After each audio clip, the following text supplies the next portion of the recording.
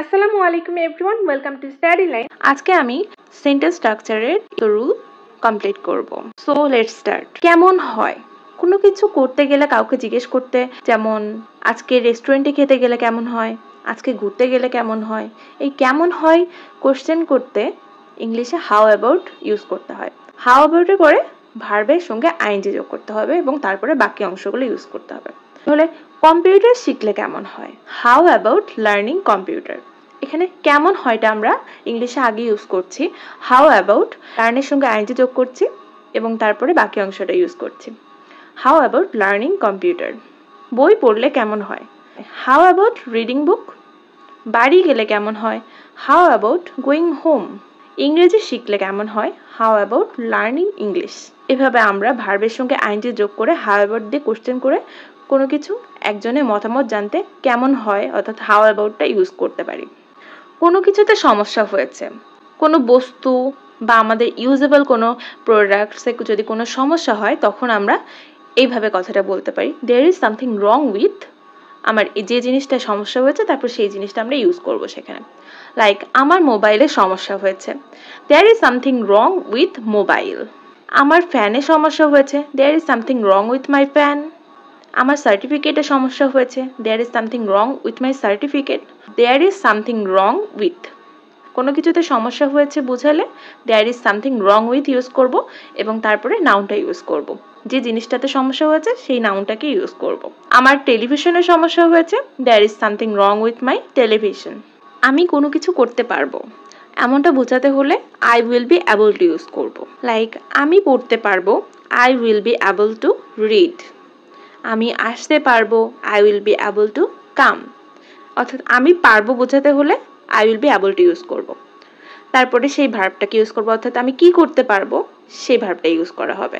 ফার্স্টে I will be able two, তারপরে সেই ভার্বটা ইউজ করব এবং ভার্বে অবশ্যই প্রেজেন্ট ফর্ম ইউজ করতে হবে। আমি যেতে পারবো, I will be able to go.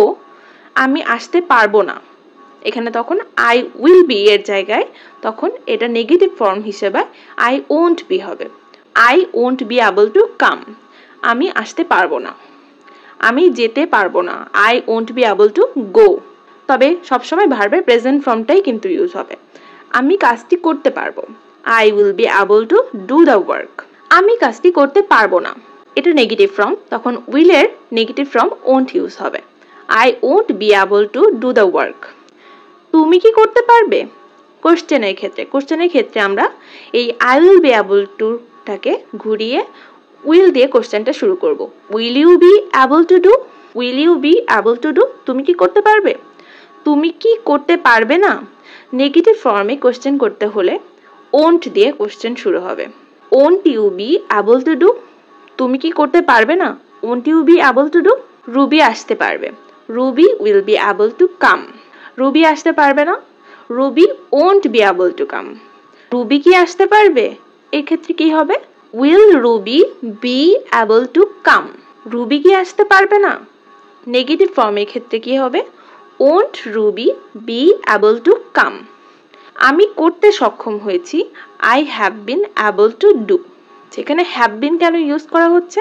Have বিনটা use করছি এই জন্য যে হয়েছি, এটা অলরেডি হয়ে গেছে।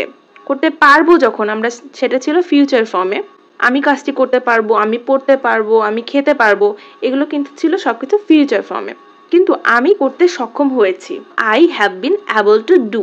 আমি কোনো কিছু করতে পারবো বোঝালে ফিউচারের ক্ষেত্রে হলে I will be able two, এবং সেটা যদি কমপ্লিট হয়ে যায় অর্থাৎ আমি করতে সক্ষম হয়েছি, সেখানে I have been able to use করব। এবং এটার ক্ষেত্রে যখন নেগেটিভ ফর্ম হবে তখন আমরা উইলের পরিবর্তে ওন্ট ইউজ করব। কোশ্চেনের ক্ষেত্রেও সেমভাবে হবে। সো গাইস, আজকে এই পর্যন্তই। এরপরে আরও কিছু রুলস দেখতে পাবে পরের ভিডিওতে। ধন্যবাদ সবাইকে।